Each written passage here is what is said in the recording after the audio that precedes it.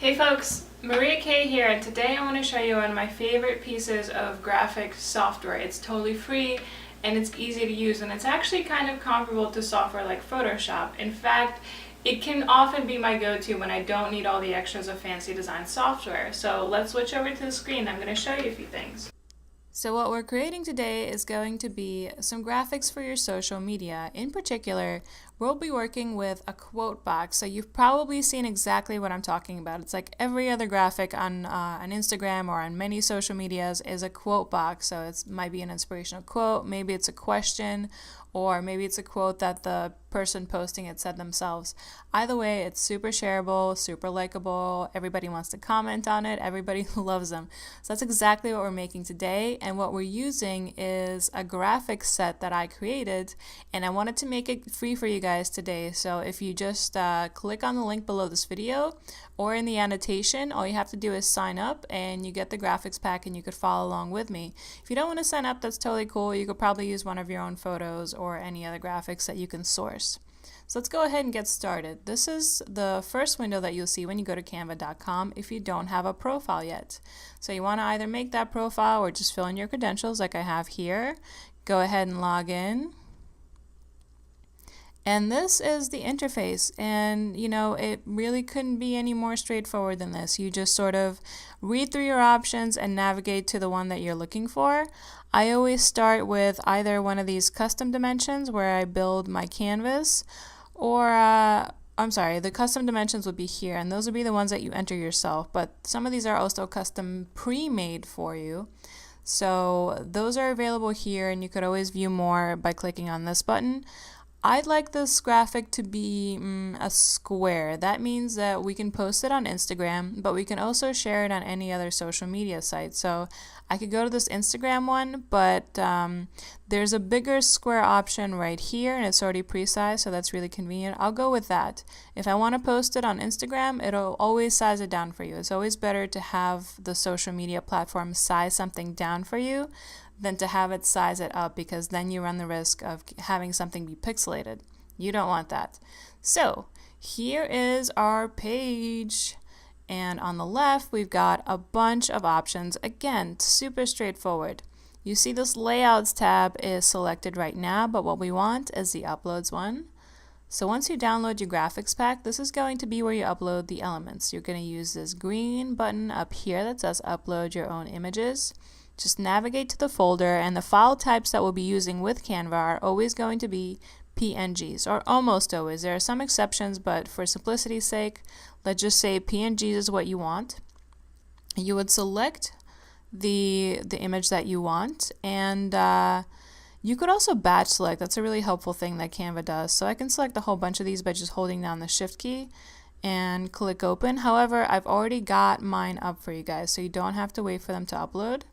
And once they're done uploading, they're all going to appear right here. So this is where you find them in the end. All I have to do now is select the quote box background that I want to use, and I'll go with this one today. I'm going to go ahead and enlarge it. Canva's sort of going to make everything that you put on the canvas around this size. If it's smaller than that, that's how you know that your image might be a little bit too small. You want to try and source a larger one. But this is just fine for us. I'm just going to drag it all the way to the edges so it's a little bit bigger. I'm not going to go with a Canva default here. You see these purple lines that are appearing across the middle? They're a little hard to see, so maybe I'll zoom in the post editing. But they indicate when our image is perfectly centered. So this is exactly where I want it to be. It's centered horizontally and vertically. And now we've got our background.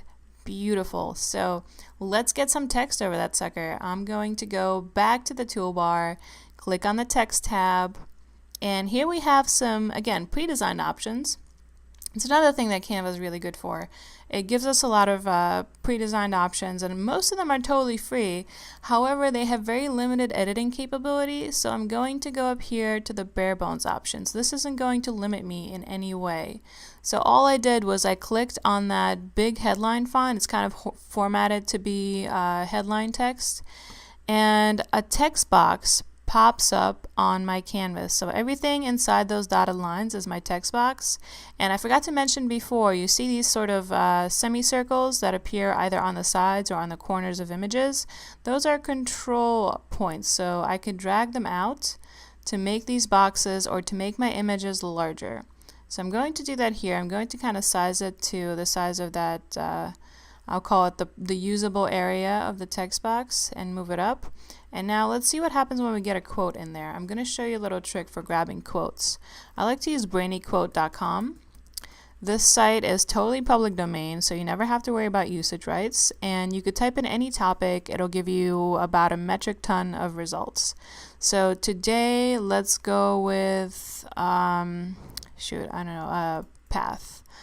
How about that? I have no idea what's going to come up. I try to choose a fairly short one because that's usually easy to place, and it's easy for people, it's very consumable for people to kind of read quickly. Go instead to where I like this one by Ralph Waldo Emerson. That's perfect. So all I did was highlighted it. I click Command C on my Mac to copy it. You can do Control C on a PC. Bring it back over and paste by hitting Command V, and again Control V on a PC. And you can see that BrainyQuote kind of tagged on this line at the end. It tagged on the link. We don't need to post that, so I'm going to delete it. And what I want to do here is center align my text. So for that, you see all the controls for your text box are up here. So whenever you have it selected, those appear. I'm going to be highlighting my text a lot, and that's just a habit I've picked up from using Adobe software like Illustrator and Photoshop. So you don't actually have to do that. As long as you have the text box selected, everything inside will be affected when you change these options. I'm going to this drop down arrow, and here are my alignment options. I could do left, center, or right. Obviously I want to do center, and let me just go through really quickly. Here you see some extra things that you could do. You could change the transparency. You could even make it a link. Just remember that Instagram does not support links in photos. You can copy it, change the text and line spacing over here, and make them uppercase, and also bold and italicize if the font allows for that. So let's go with center for now. Fantastic. Just click off and place this where we want it. You can see it's a little too big, and we can fix that. Whoops. We can fix that pretty easily by either changing the width of the text box, but it's still pretty huge. And don't forget, we still need to fit the name of our author in there.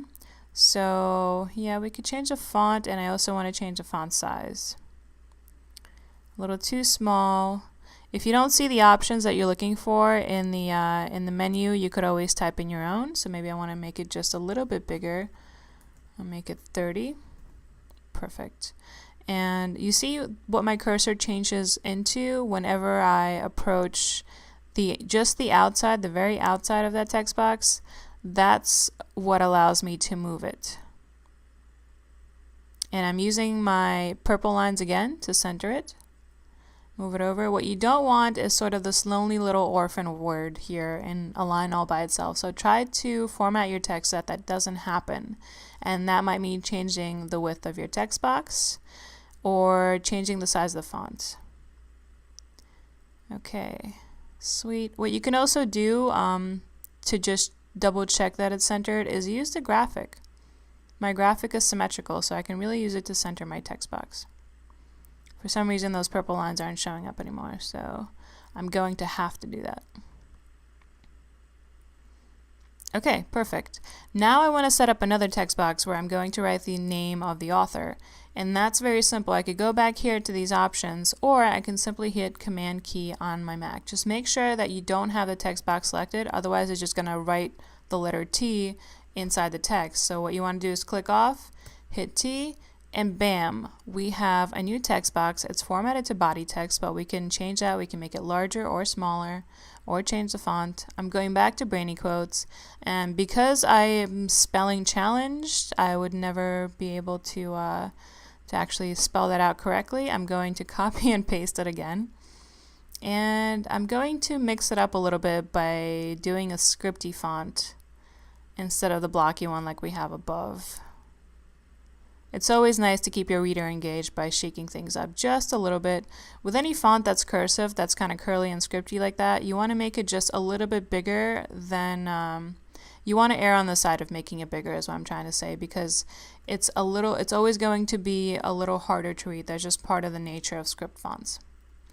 And what else we could do is we could change the color, and for that I go to this color palette over here. You see we have a few pre-assigned buttons, but we can make our own by hitting the plus sign, which is what I'm going to do.